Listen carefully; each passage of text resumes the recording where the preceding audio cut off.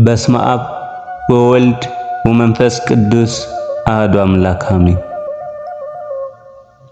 እንኳን ለጻድቁ አባታችን አቡነ ገብረ መንፈስ ቅዱስ ወርሃዊ መታሰቢያ በዓል በሰላም አደረሳችሁ አደረሰን። ጻድቁ አባታችን አቡነ ገብረ መንፈስ ቅዱስ ያደረገው ተአምር ነው። ጸሎትና በረከቱ በሕዝበ ክርስቲያኑ ለዘላለም ጸንቶ ይኑር። ከልጅነቷ እስከ እርጅናዋ ድረስ ድሆችን፣ ጦም አዳሪዎችን በመርዳት በምታገለግለው እጅግ በምትወደው አንዲት ሴት ላይ አባታችን ገብረ መንፈስ ቅዱስ ያደረገው ድንቅ ተአምር እናንተ የክርስቲያን ወገኖች ስሙ።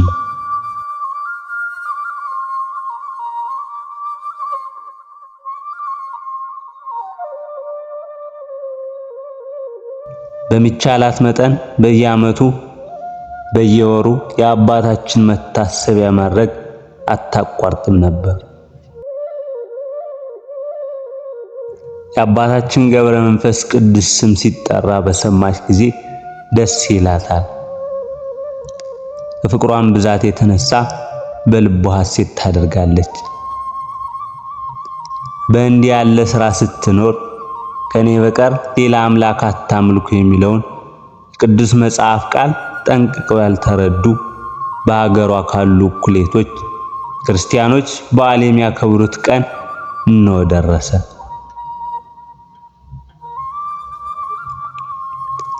እነርሱም በዓላቸውን የሚያከብርላቸው በስህተት የሚያመልኳቸው ከእውነት መንገድ የሚያርቁ ነፍስን የሚያጠፉ ሰውን የሚያስቱ ልቡሳነ ሥጋ አጋንንት አቴቴ ቦረንትቻና ዛር ናቸው።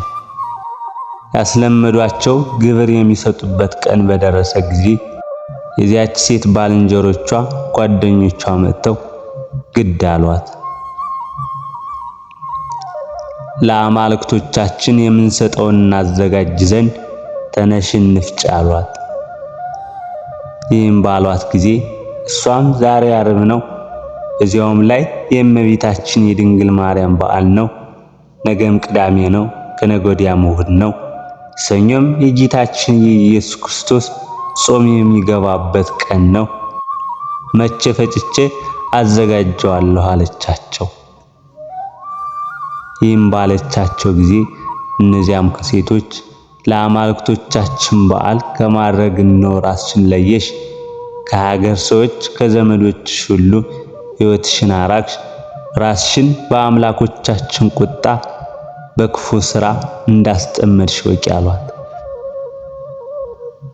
በዚህ ሁሉ ነገር ባደከሟት ጊዜ የልቡሳነ ሥጋ አጋንንት በዓልስ ከማክበር ከጸናች እጁ ማንም ማምለጥ ከማይቻለው ነፍስና ሥጋን አንድ አድርጎ ከሚገዛ ከእግዚአብሔር እጅ በወድቅ ይሻለኛል ብላ በጽኑ ልብ መለሰለቻቸው። በጽኑ ልብ መሰለቻቸው። በጽኑ ልብ መለሰችላቸው። እንዲህ ባለው እምነት ባልንጀሮቻችን አሳፈረቻቸው።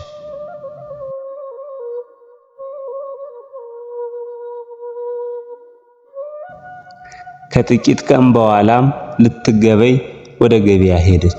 ቀኝ እጇ ከትሻዋ ወልቆ ተጠመዘዘ። ወደ ግራ ወደ ቀኝም ልታንቀሳቅሰው አልቻለችም።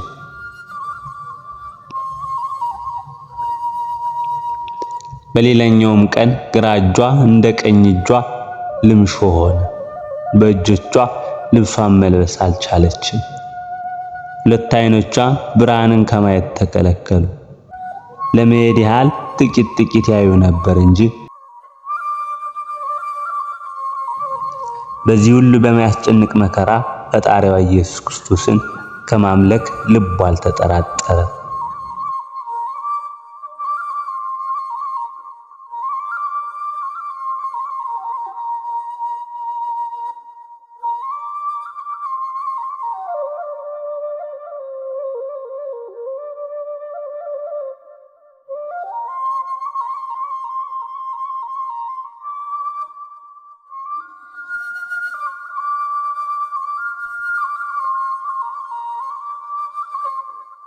የዕረፍቱ በዓል በሚከበርበት መጋቢት 5 ቀን የአባታችን ገብረ መንፈስ ቅዱስን በዓል ለማክበር ገርማማ ወደሚባል ሀገር ሄደች።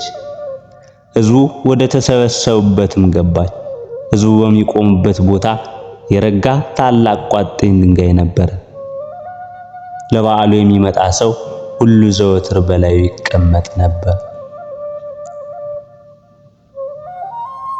ያችም ሴት በደረሰች ጊዜ ከበሽታዋ ጽናት የተነሳ የተሰበሰቡት ሰዎች እንዳይገፏት ፈርታ በዚያ ድንጋይ ላይ ወጥታ ተቀመጠች። ጥቂት እንደተቀመጠችም የአባታችን ገብረ መንፈስ ቅዱስን ተአምር ለማሳየት ያ ድንጋይ ተፈንቅሎ ወደ ገደሉ ተንከባለለ። ያችም ሴት ከዚያ ድንጋይ ጋር እንደ ኳስ ተንከባለለች። ድንጋዩና ሴቲቱ እየተቀዳደሙ ወደ ገደል ወረዱ። ከገደሉ እኩሌታ ስትደርስ የእግዚአብሔር ምሕረት ጎበኛት። ወገቧን አቅፎ ያዛት። በእግሯ ሳትቆም በእጇ ሳትጨብጥ ቀኝ እጇን ጨብጦ ያዛት። ነገር ግን የአባታችን ገብረ መንፈስ ቅዱስን ተአምር ለማየት ከገደሉ መካከል በድንጋዩ ጎን አጣብቆ ይዞ ረጅም ሰዓት አቆያት። ከብዙ ሰዓት በኋላ ልቧ ተመለሰ። ከከባድ እንቅልፍም የነቃች መሰላት። ከዚህ በኋላ ወገቧን እጇን የያዛት ተዋት። በእጁ እግሮቿን ይዞ ቅዱሳን በደመና ከታች ወደ ላይ ከፍ ከፍ እንደሚሉ ወደ ላይ አነሳት። አንስቶም በተሰበሰቡት ሰዎች መካከል ቀድሞ በነበረችበት አስቀመጣት። ከዚህ በኋላ ለበዓል የተሰበሰቡ ሰዎች ሁሉ ወደ እርሷ መጥተው እግዚአብሔርን አመሰገኑ። የአባታችን የገብረ መንፈስ ቅዱስንም ድንቅ ተአምር አደነቁ። ለበዓል የተሰበሰቡ ሰዎች ሁሉ የአባታችንን ድንቅ ሥራ እያደነቁ ለሰው ሁሉ ይነግሩ ዘንድ ወደ ሀገራቸው ሄዱ።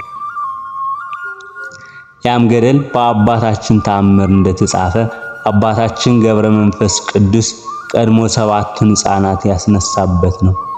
ያችም ሴት አባታችን በሞቱ በ3ኛው ቀን ካስነሳቸው ሕፃናት ጋር 8ኛ ሆና ተቆጠረች። ያችም ሴት 3 ታላላቅ ጥቅሞችን አገኘች። አንዱ ታላቅ እምነት በእግዚአብሔር ተስፋ ማድረግ ነው።